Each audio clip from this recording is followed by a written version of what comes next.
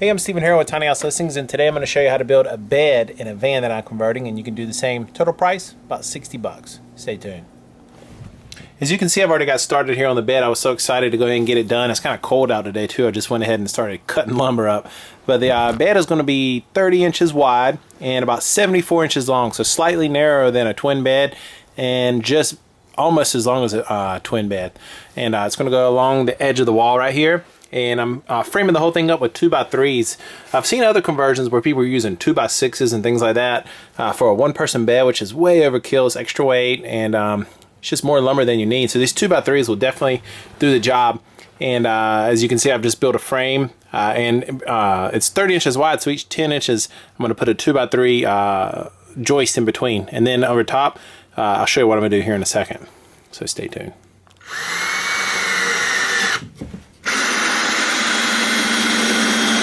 So now I've got all the joists in over the span of the 30-inch bed, and they're 10 inches apart. The next problem that we're going to run into in most vans that you convert are going to have the problem with the wheel wells inside of the van.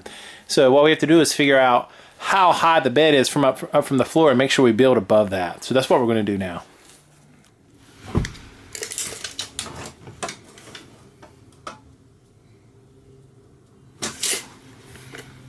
So the height of the wheel well from the floor to the top is exactly 12 inches, and the 2x3s is 2.5 inches. So we'll make this, from the bottom, this will be 12 inches, and the total height will be 14.5 inches of the bed.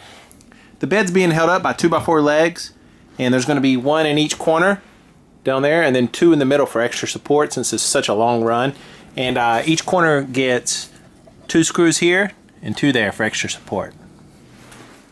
Now that I've got all the 2x4 legs put on for the bottom, this is actually the bottom that's up. I'm building it upside down. It's a lot easier.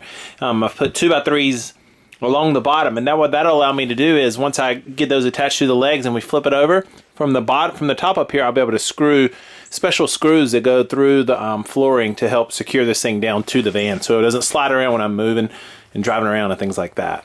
So that's what we're going to do next. And here's a view of the frame once we have it put in. As you can see, we cut out part of the bottom there to make room for the wheel well. And so now what we're going to do is we're going to start putting the surface on. That's next. And here you can see the actual frame is put in position to the van, and you can see we cut out part of the bottom right there to make room for the wheel well, so it fits snug against the side right there. And the next job is we're going to bolt the actual frame to the floor so it won't slide around. The screws we'll be using are these 2.5-inch screws that are rated to go through different types of surfaces. On the back you can see here it's rated to go through thin sheet metal, and that's exactly what we're going to go through. There's a rubber floor, and beneath that is the actual bottom frame of the van.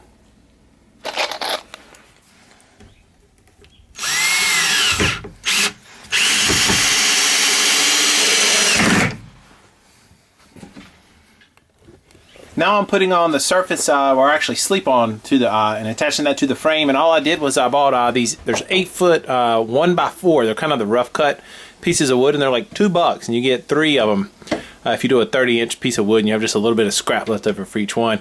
And I'm just going down the line all the way down until I get to the end. And there's the bed with the platform put on.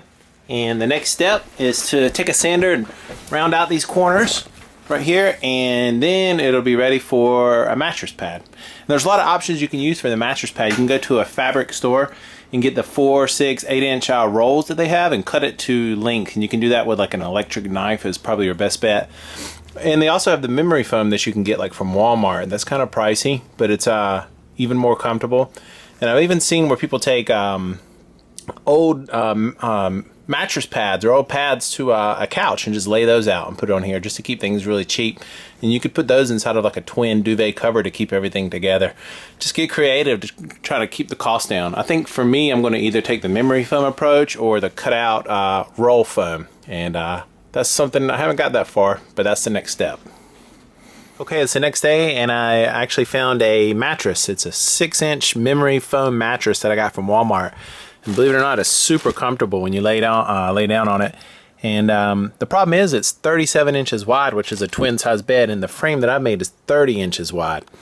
And so what we're going to do is trim off the excess. I'm going to have a 1-inch overhang, so the frame will be 30 inches, and the bed frame, and then the mattress will be 31 inches. 1-inch overhang to where when you walk past it and you bump it, you won't bump into the wood, you'll bump into the mattress. And so what we'll use to cut the mattress is actually in a fabric cover, so we'll have to take that off. And what you use to make a clean cut is we'll measure it off, and we'll use an electric knife and just go down the line. If you wanted to do the same thing, you probably could. If you have a very sharp butcher knife, that would probably work as well. So that's the next job.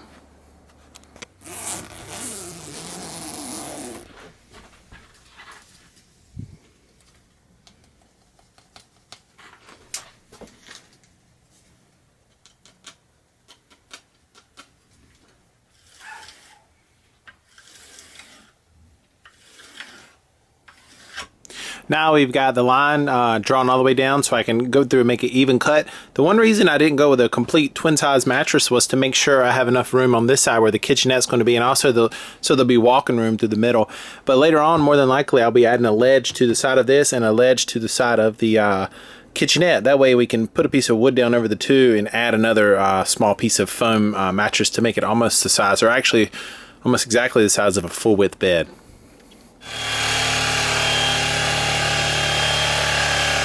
The reason I decided to get an electric knife was because I saw online where other people did that, but I found out that it didn't work that well. And so if you have a really sharp pocket knife, that seems to do just as well. You just go down the line, make even cuts, then you'll have to go back through on the next time, go a little bit deeper. There's the mattress trimmed up. I'll probably go and clean it up a little bit, but it's now exactly 31 inches wide. And what I'll do is I'll put the cover back over and then flip the excess underneath and just kind of tuck it away. And there is the bed, all ready to go. Each night I'll just crawl into my sleeping bag, call it a night.